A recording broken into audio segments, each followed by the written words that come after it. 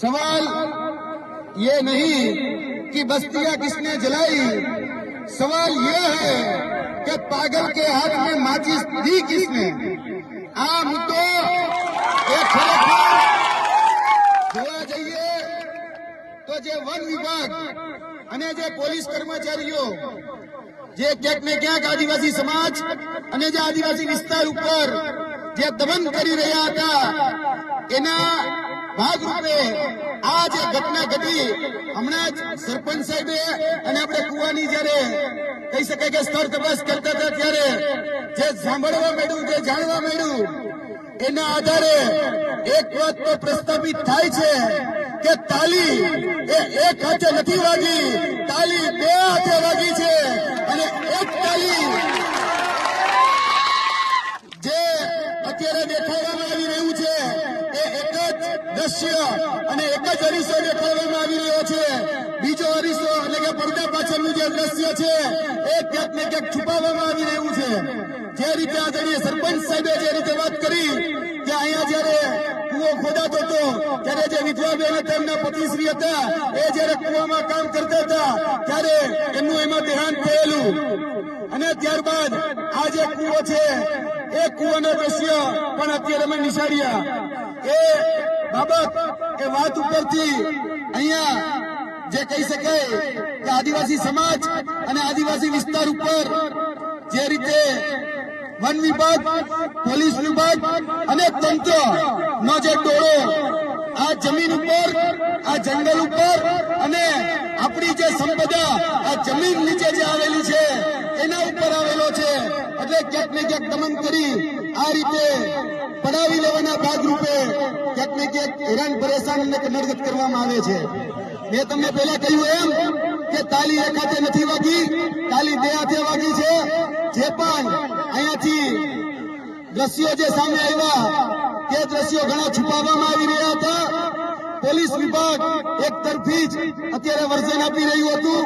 Police વિભાગના કે પછી વહીવટી તંત્રના જે પણ કર્મચારીઓને ઈજા પહોંચી તો ત્યાં સુધી અહીંના નેતાઓ, અહીંનું પ્રશાસન, અહીંનું વહીવટી તંત્ર એ બધું પહોંચી જાય છે. પણ આદિવાસી સમાજના આપણા 15 બાળકો, 15 યુવાનો ને ઈજા પહોંચી તો કઈ ખબર એમ કઈ પૂછવા નથી આવતા. આ છે વાસ્તવિકતા, આ છે પડદા પાછળનું દ્રશ્ય.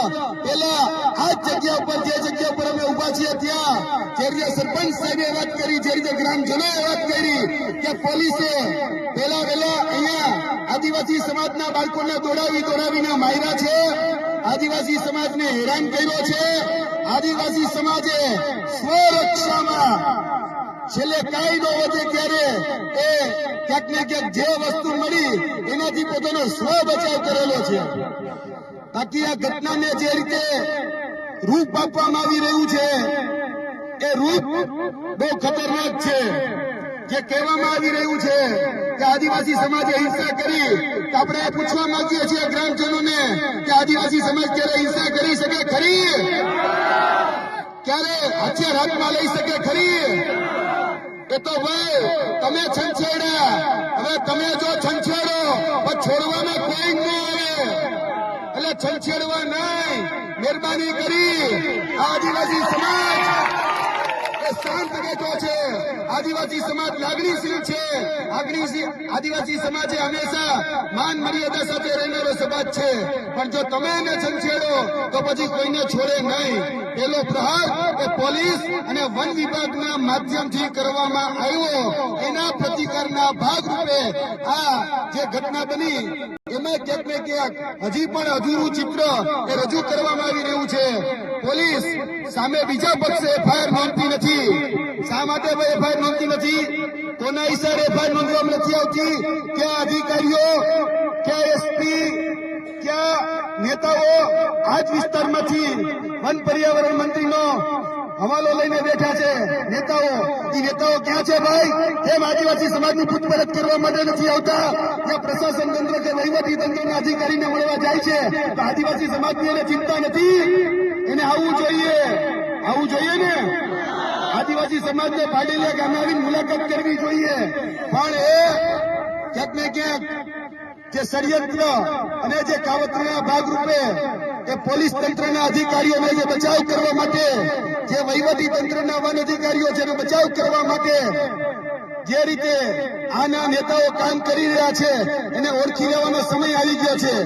આ માધ્યમથી હું અને આદરણીય ચંદ્રભાઈ વસાવા એ કહેવા માટે આવ્યા છીએ કે ભાઈ એફઆઈઆર એક જ શા માટે એ આદિવાસી સમાજની એફઆઈઆર લેવામાં નથી આવતી. પોલીસને ઓર્ડર, એટલે કે કોન્સ્ટેબલ હોય, એએસઆઈ હોય, પીએસઆઈ હોય કે પીઆઈ હોય, એને કોને ઓર્ડર કર્યો હતો કે અહીંયા તમે ટીયર ગેસના સેલ છોડો? એને કોને ઓર્ડર કર્યો હતો કે 50 જેટલા રાઉન્ડનું ફાયરિંગ કરો? એને કોને ઓર્ડર કર્યો હતો કે જમીન એ ખાલી કરાવવા માટે આવો? તમે શું ગ્રામ સભાની પરમિશન લીધી હતી? અને જો લીધી હોય તો દાખલો અમને આપો, એની નોટિસ અમને આપો.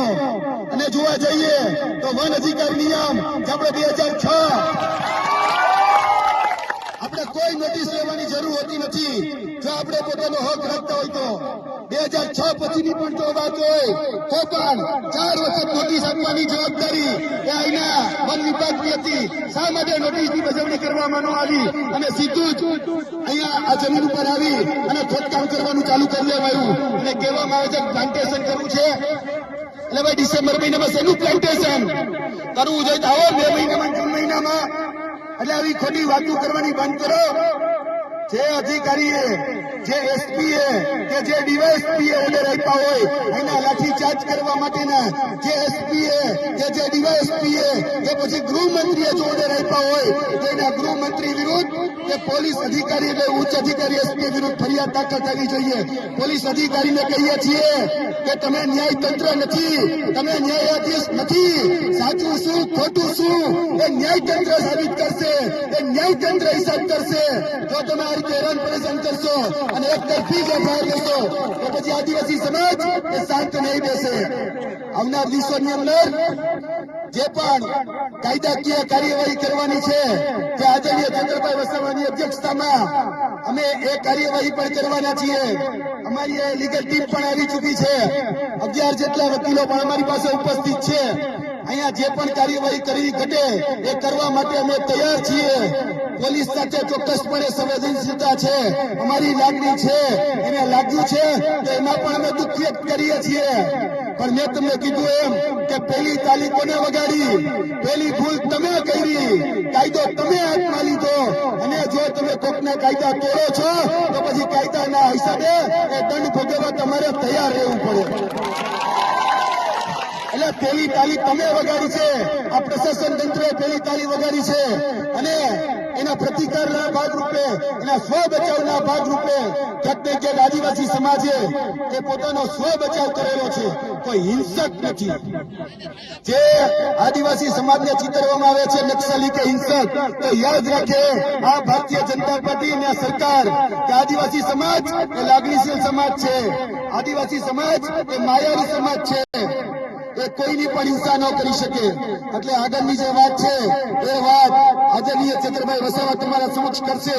તમે વિચાર તો કરો, ખાલી એક ગ્લાસ ઉપાડવા જેવી ઘટનામાં 307 દાખલ કરી દીધી ચંદ્રભાઈ વસાવા ઉપર અને જેલમાં નાખી દીધા હતા.